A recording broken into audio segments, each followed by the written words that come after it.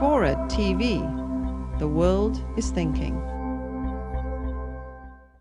What happened at 9/11 is we didn't have a strategy, we didn't have bipartisan agreement, we didn't have American understanding of it, and we had instead a policy coup in this country. A coup. A policy coup. Some hard-nosed people took over the direction of American policy, and they never bothered to inform the rest of us. I went through the Pentagon 10 days after 9/11. I couldn't stay away from Mother Army.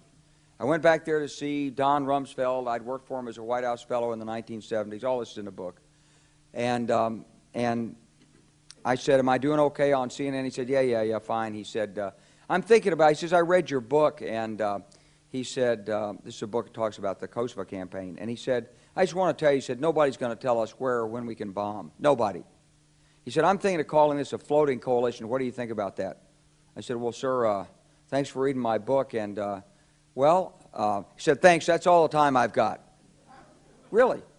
And I went downstairs. I was leaving the Pentagon, and an officer from the Joint Staff called me into his office and said, I want you to know, he said, sir, we're going to attack Iraq.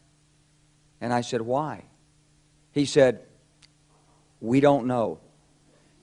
He said, I said, well, did they tie Saddam to 9/11? He said, no. He said, but I guess they don't know what to do about terrorism, and so they think, but they can attack states, and they want to look strong, and so I guess they think if they take down a state, it will intimidate the terrorists. And you know, it's like that old saying, he said, if the only tool you have is a hammer, then every problem has to be a nail. Well, I walked out of there pretty upset, and then we attacked Afghanistan. I was pretty happy about that. We should have. And then I came back to the Pentagon about 6 weeks later. I saw the same officer. I said, why haven't we attacked Iraq? We still going to attack Iraq? He said, oh, sir. He says, it's worse than that. He said, he pulled up a piece of paper off his desk. He said, I just got this memo from the Secretary of Defense's office. It says we're going to attack and destroy the governments in 7 countries in 5 years. We're going to start with Iraq, and then we're going to move to Syria, Lebanon, Libya, Somalia, Sudan, and Iran. I said, 7 countries in 5 years. I said, is that a classified memo? He said, yes, sir. I said, well, don't show it to me. He was about to show it to me. He said, because I want to talk about it. And I sat on this information for a long time, for about 6 or 8 months. I was so stunned by this, I couldn't begin to talk about it. And I couldn't believe it would really be true, but that's actually what happened. These people took control of the policy in the United States. And I realized then, it came back to me, a 1991 meeting I had with Paul Wolfowitz. You know, in 2001 he was Deputy Secretary of Defense, but in 1991 he was the Undersecretary of Defense for Policy. It's the number 3 position in the Pentagon. And I had gone to see him when I was a 1-star general. I was commanding the National Training Center. I had met him one time. He said, if you ever get to Washington, come look me up. They always say that. Well, I was there in Washington. It was a Friday afternoon. I'd visited Colin Powell. He'd given me 5 minutes of his precious time and sent me on my way, and I was bored in the Pentagon, and I thought, I'll just go, who can I see? I think I'll see Wolfowitz. So I called, and up there, he was available. Scooter Libby came to the door. I met Scooter for the first time, and he brought me in, and I said to Paul, I said, and this is 1991, I said, Mr. Secretary, you must be pretty happy with the performance of the troops in Desert Storm. And he said, well, yeah, he said, but not really. He said, because the truth is we should have gotten rid of Saddam Hussein, and we didn't.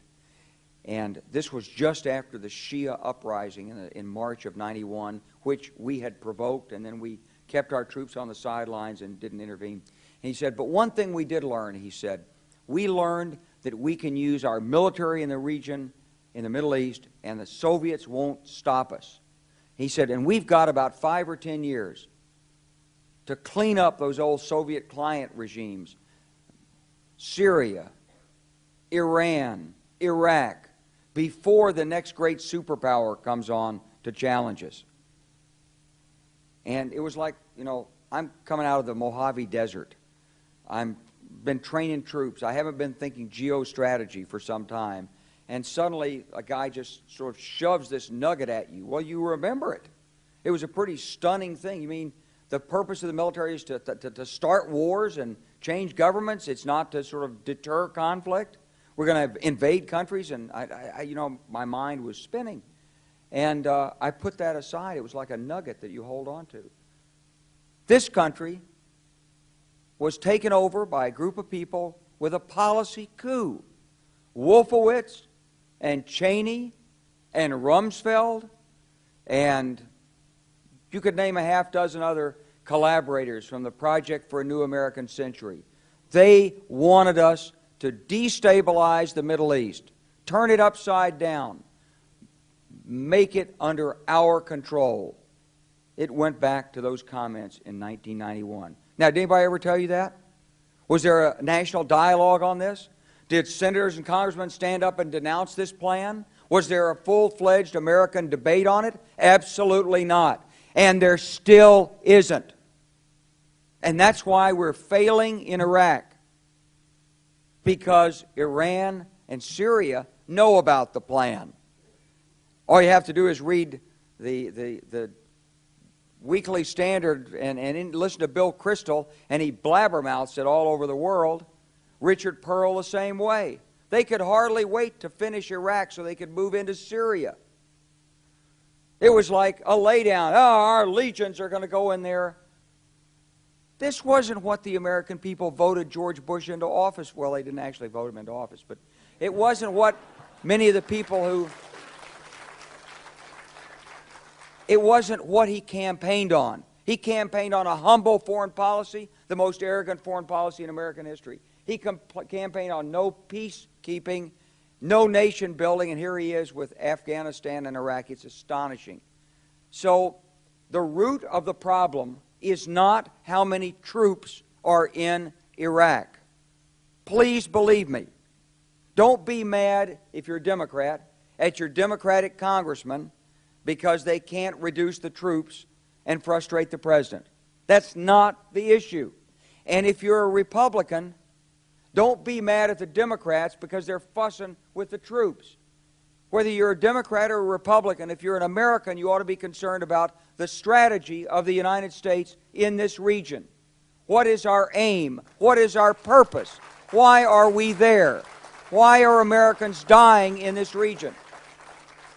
That is the issue.